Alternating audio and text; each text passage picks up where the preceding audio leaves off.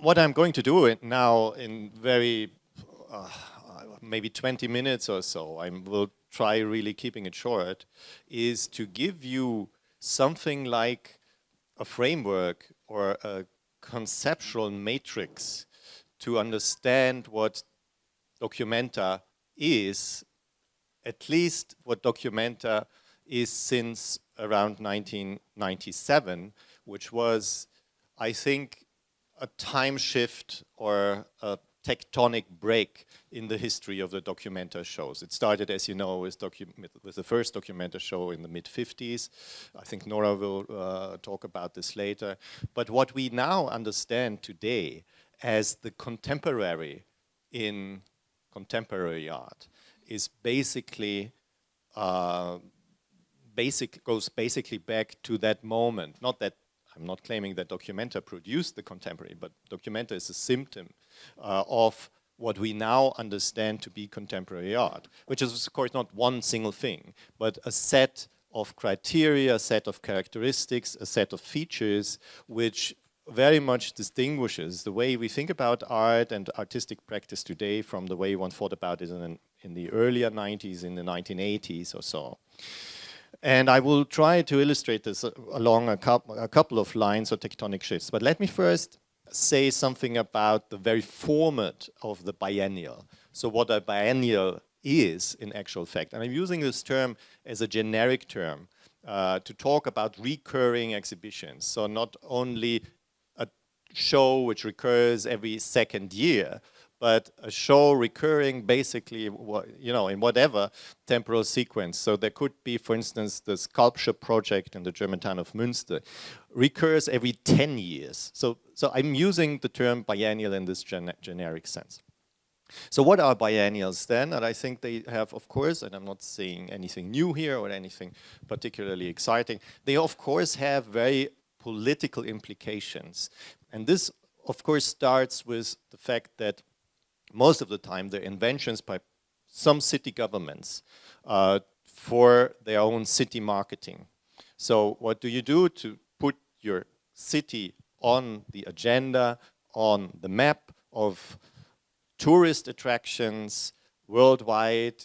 So you develop a particular, you know, design for city marketing, and the biennial comes in handy to do this because it might attract people from outside and bring them to your town, and also give your town a particularly contemporary, as I said, image. So at the very same time, there is another political dimension, and this is the reason why I find it interesting to talk about it. Of course, one could talk about this tourist impact and so on.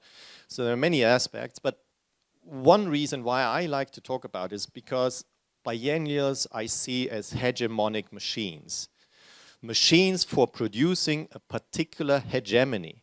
And hegemony is, simply put, the way we think about the world. A consensual way we think about the world is hegemony, a hegemonic way. It's a term that comes from an Italian Marxist, Antonio Gramsci, who thought about that before taking power, taking on the government, in the civil societal institutions, in the cultural institutions, in civil society, a particular hegemony must be built. That is a consensual way, more or less consensual, of course, always, about thinking about the world, and this provides the basis for then a political capturing of power.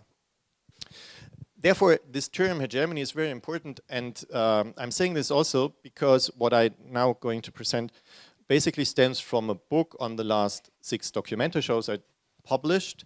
I'm not saying this for self-advertisement, but to point out that you could get the book for free. You can freely download it on the internet. It's called Hegemony Machines, Documenta 10 to 15, and the Politics of Biennialization. It's published on a website on curating. There's also a print version. There you can find everything which I'm going to say in much more detail, and perhaps better expressed, because verbally I'm very sloppy. So there you can find it, you know, in a precise way. So if you want to follow up on anything. So biennials are hegemonic machines, they are machines for producing a particular image of the world. And that means that when we think about biennials, we should not only think about biennials as tourists, we should think about it as political mechanisms, political machines, which present us with a particular picture of the world. And this image of the world presented in many biennials today, therefore you speak about biennial art as opposed to say gallery art or the art market in general, is very often politically charged. So the pieces, the artists are very often politically engaged as opposed to maybe the mainstream of commercial art you might find in galleries. So there's a particular genre. Biennial art has become a particular genre which attracts a particular sector of the art field, the politically engaged sector, which gives them a place for representation, a screen or a stage for representing not only their work, but also a particular political image of the world. And something happened in the history of the biennials, I think, with Documenta 10. It was the Documenta in 1997, curated by Catherine David, which was, as I said, the first contemporary Documenta show in the way we think today about what is contemporary. So many developments that took place in the art field at that time were condensed in Documenta 10, and then in Documenta 10, and then in Documenta 11, curated by Okwe and Vesor. This process continued, and it continues until today. And the very question that came up and comes up with Documenta 15 is whether the contemporary, or what we understand to be contemporary, now again makes a shift, again becomes something different to what we thought about was contemporary art for the last 20 years, for the last 2 decades. And this is an open question because we cannot look into the future. We can only answer this question retrospectively, but one can think about what changes with this Documenta as opposed to the previous Documenta shows. So, and in order to structure or make it somewhat more systematic, I would like to give you 4 axes, 4 tectonic shifts, which describe that what I call the contemporary with the Documenta shows. And this is the axis of politics, the axis of the post-colonial constellation, or what you may call the decentering of the West, the axis of theory, so theory, a theoretical approach to art becomes more and more important, but also discursive formats are introduced into what a biennial is. So you have this ubiquitous, discourse program, program of talks, of panels, and so on in biennales. And education, art education, became increasingly important over these last 2 decades. So for reasons of time, I will stress the first 2 points. So the political aspect, so politics becomes more important, a political idea about art becomes important, and the post-colonial constellation.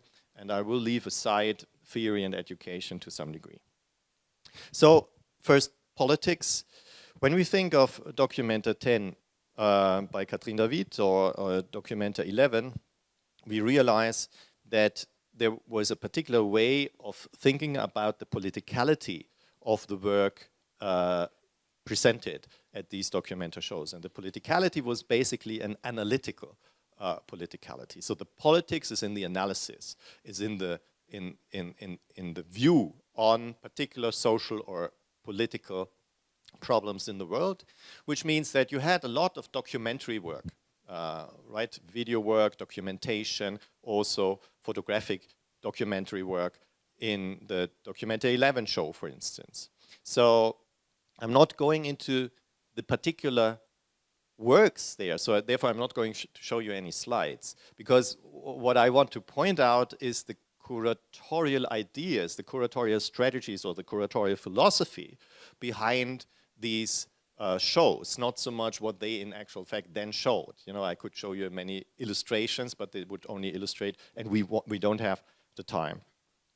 So of course, when I say that Documenta 10 and Documenta 11 were political shows, that they had a particular political approach, this also goes for Documenta 14, mainly curated by Adam Szymczyk, and of course also Documenta 15, but things changed. I wanted to give you a quote, but I forgot to bring my computer. I wanted to give you a quote by Adam Szymczyk, where he very nicely, thank you, see I'm perfectly prepared, where he very nicely puts his own political philosophy of what Documenta 14 is about. And he says, the aim of the curatorial team, he writes, was in turning Documenta 15 into a continuum of aesthetic, economic, political, and social experimentation. The historical background of Documenta as a field of experimentation at that time was the so-called debt crisis. You can, still remember. That was when Greece was basically becoming bankrupt nearly. So there was a debt crisis, and Germany put a lot of money, funneled a lot of money to Greece, and again from Greece back to the German banks, because Greece was indebted to the German banks. So basically the German government funded the German banks, but they didn't say so. So they put the money to Greece and they put it back. That was the Greek debt crisis, but of course this was also the time when there was a war in Syria, and when the neoliberal onslaught against the welfare state and of the rise of right-wing populism occurs. And Szymczyk leaves no doubt that the political system is in crisis at that time. And I quote Szymczyk, "The will to power of politicians who have no vision to offer and no means to implement has upset people's belief in democracy based on the idea of elected representation of the people. The old political parties around the globe, whether social democratic, liberal or conservative, have let down their voters by abandoning most of what we once believed to be their founding principles in order to, by tacit agreement, continue naturalizing the ever-widening gap between the rich and the poor, the educated and the uneducated, the citizen and the stateless, whites and people of color, men and women, the heteronormative and the LGBTQ communities." So this is a very, it's from the catalog, is the curatorial statement. It's a very political statement. The whole statement of, the whole article actually, of Adam Szymczyk in the catalog is more like a political opinion commentary in a newspaper, on a very, very left-wing newspaper, than the statement of a curator.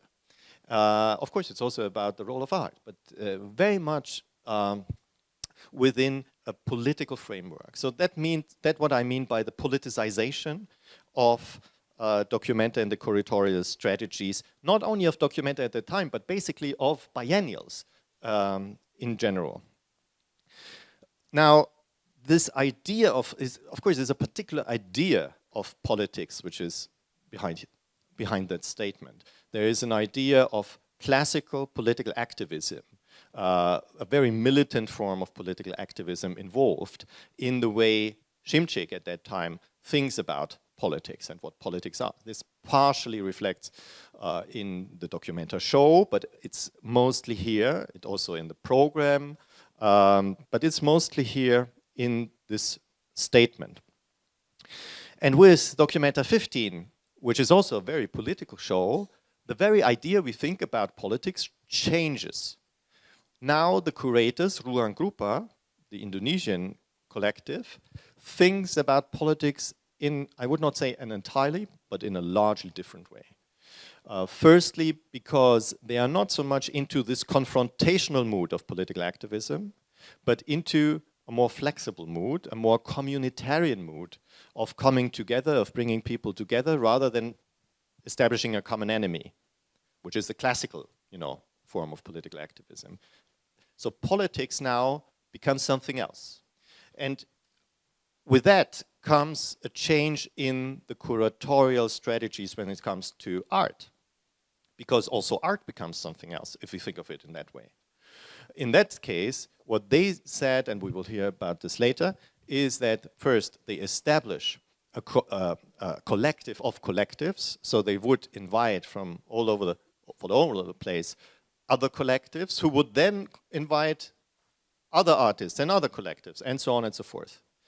So it's a collective way, I will say a few words about this in a minute, is a collective way of thinking about curating.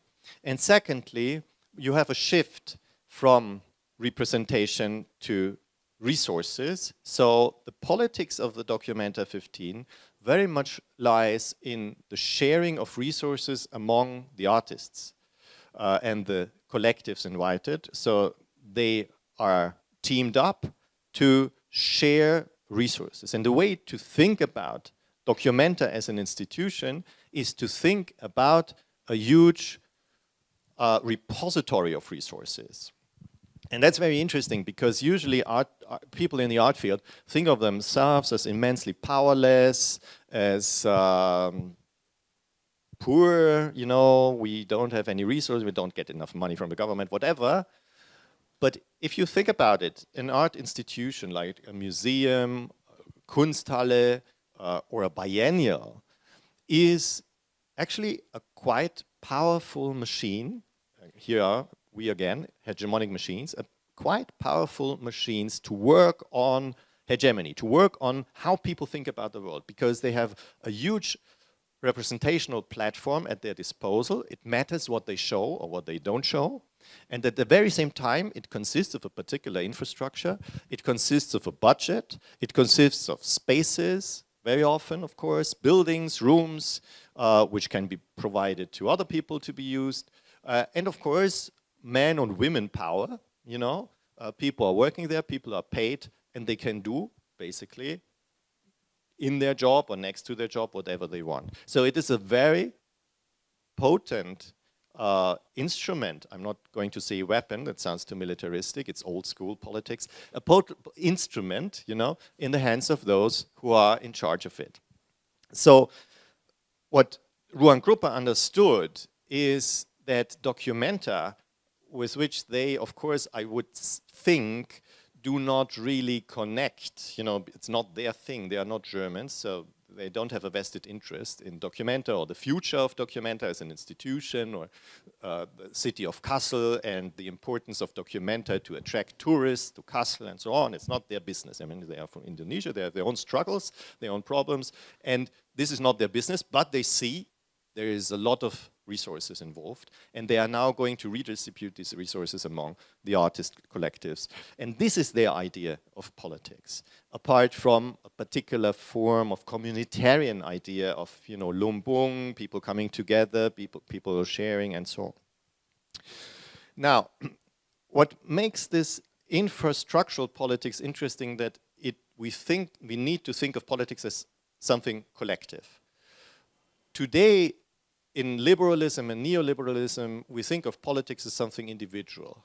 So it's a moralistic way of thinking about politics. It's about me, my choices as a consumer, you know, or whatever. I have to be, you know, as an individual, be in tune with my, you know, good conscience. And I am, as an individual, a political actor. No. Politics is something collective. And by inviting people to Documenta show not only as individuals, but as members of collectives, this is already a political move in itself. First point. Second point, something changed in terms of contemporaneity, also when it comes to the curators. What we see is a movement to collective curatorship over the last decades. So in the history of art, of course, artists, groups, they exist, of course. You have all forms of collectivity, schools, whatever. But now we see that collective curating becomes increasingly important. For the first time in Documenta 15, a collective was installed as artistic director of Documenta. But this was not for the first time that Documenta was curated collectively. It always has been curated collectively, but this is not always, has not always been acknowledged. It's like with movies, you know, you rarely have a movie director who does all the work only on his own, you know? And with a huge biennial, the curator doesn't do all the work on his or her own. So especially when it comes to the questions of a globalized art scene, it's very difficult for one single person to really see where everything happens in the world, you know? So you can only do it in a collective, in terms of a team structure. And for the first, and this has always been the case, if you look at Documenta through a different lens, you realize that even in 1968, the edition of Documenta in 1968 was curated, one didn't speak about curating it in that sense at that time, by a Documenta council, which included 26 members, you know? It was a in the spirit of the age, it was a collective enterprise. 1968, then came who? Harald Seemann, you know? And the modern idea of the genius curator was invented, you know, a single individual being in charge of everything. So you see a step back in terms of collectivity. And now, with Documenta 11, the first thing Okwi and Weser did when he was appointed artistic director of Documenta 11 was to appoint 6 other curators and to see curating the Documenta show, which is of course a huge show, as a collective enterprise. And then it goes back and forth. Documenta 12 was curated by a nuclear family, Roger Bürgel and Ruth Noack, you know, and they also presented themselves, and I'm not only joking, they are presented themselves in the catalog in that way. And the only people they, in the preface to the catalog, the only people they named with their name and thanked them were their children, Charlotte and Casimir, you know. So the only existing subjects, you know, who did Documenta. And then with Documenta 15, then Caroline Christoph Bakachiev, again, a sort of Seemann backlash. And then with Documenta 15, we have for the first time again a collective being appointed curator or artistic director. So my point here, finishing with that, and I'm coming to the question of the decentering of the West, which is the second, because I'm running out of time. I predicted that will happen, so I'm not going to talk about theory and education. So this is the second axis, the second tectonic shift. What happened in the last 2 decades was what you could describe as the decentering of the West. And this was reflected in the curatorial strategies of Documenta. In Documenta 10, in Katrin David's Documenta, if you look at the artists list, this was not a particularly global show. This is a misconception. One thinks, or many people, when they think back of Documenta 10, they think of it as a global show. But the only thing which was global was the discursive program, the program of presentations and talks, 100 days, 100 guests.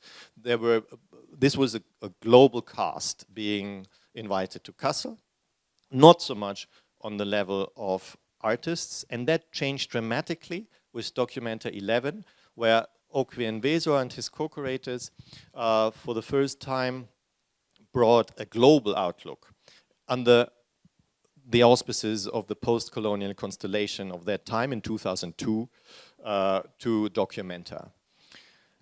It is important to understand what happens here at that point of time. It's the point of globalization, where globalization really kicked in.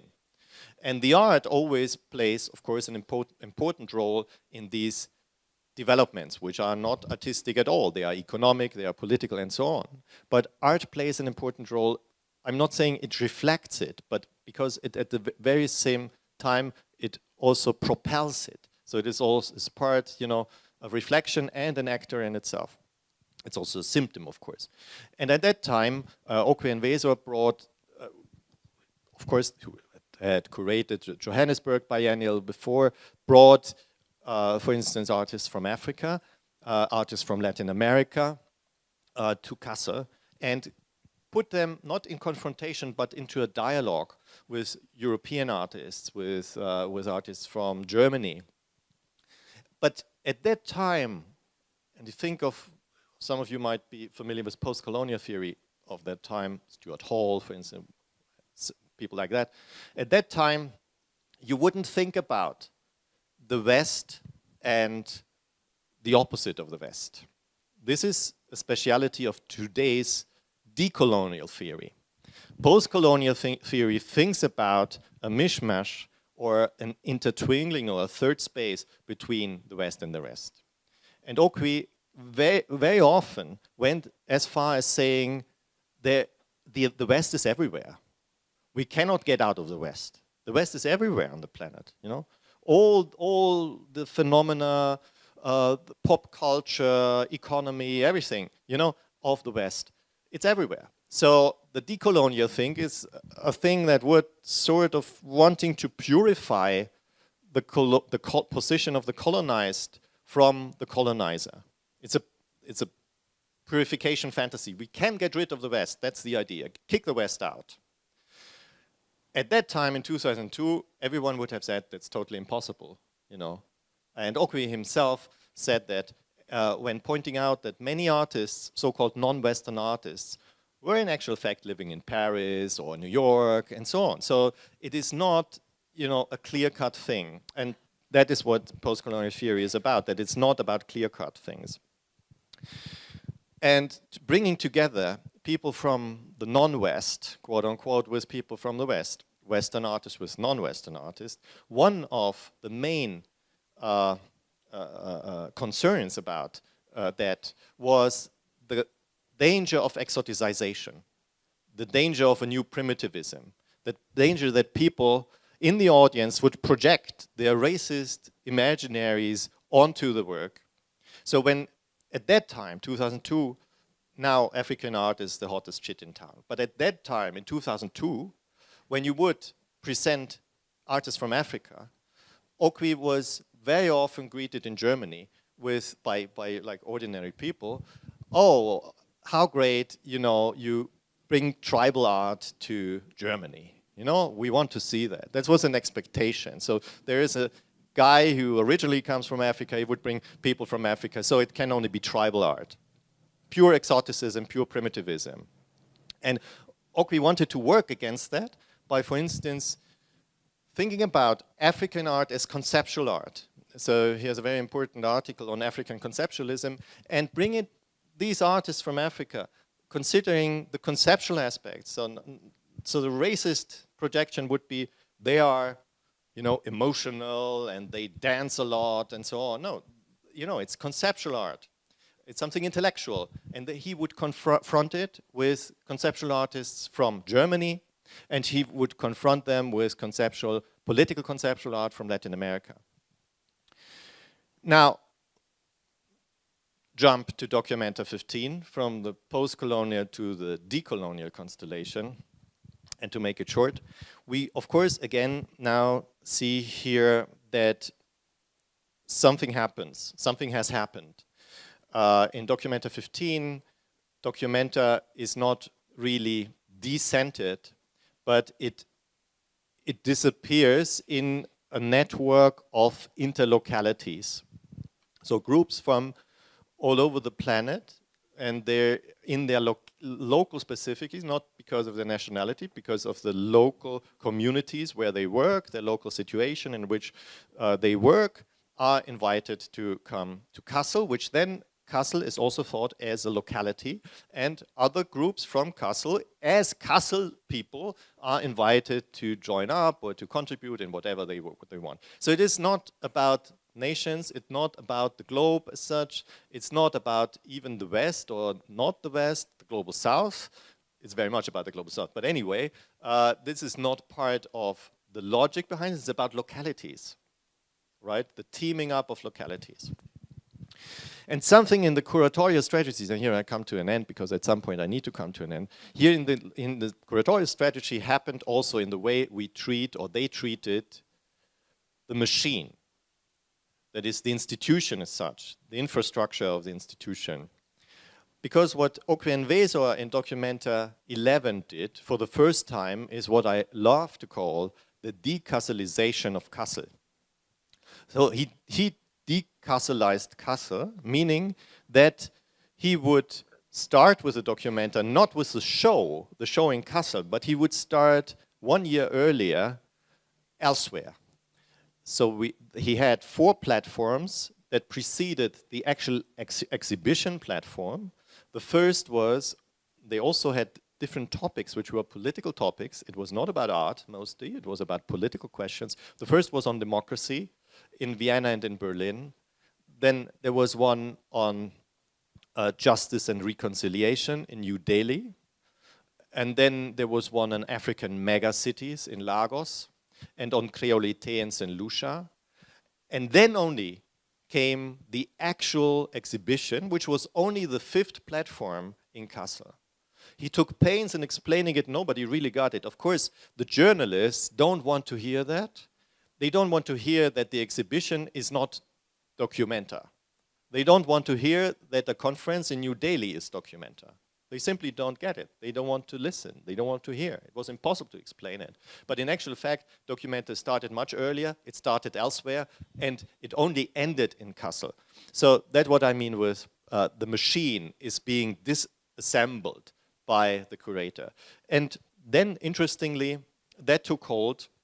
And in Documenta 13, Caroline Christoph Bakachiev also had a part of Documenta happening in Alexandria, but mostly in Kabul, in Afghanistan, which was actually a very brave move at that time. And artists from Kabul would also exhibit in Kassel, and artists invited to Kassel would also exhibit in Kabul. And that, you might remember the Documenta 14, mainly curated by Adam Szymczyk, happened again when Adam Szymczyk decided to split Documenta in 2 halves. He spoke about a divided identity, and one half of Documenta would take place in Athens, and the other part would take place in Kassel. Again, a very bold move to say Kassel, the Documenta does not take place in Kassel only. It takes place also in what reasonably at that time one would have called the global south within Europe. That is an impoverished Greece. And that's, I think, a very interesting idea, which again did not really took hold with the journalists and the critics. What he did in a very brave move of intertwining Kassel and Athens was to put the EMST, the National Athens Museum of Contemporary Art, into the Fridericianum of Kassel. So the collection of that newly founded museum, newly established museum in Athens, was put into the Fridericianum in Kassel. So this was an actual exhibition there, a real exhibition you could walk through, but it was not an exhibition of Documenta in the strict sense. It was not curated by Adam Szymczyk.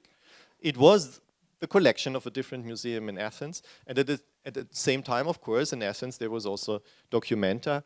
And many people to which I talked at the opening at that time said, well, I don't know, that's a very badly curated show. The work is not so interesting, simply not getting, what the whole thing is about. It's not about showing particular individual pieces, work in Kassel of Greek artists. It's about the gesture of decasselizing Kassel, the gesture of including the outside and the inside, of folding it up.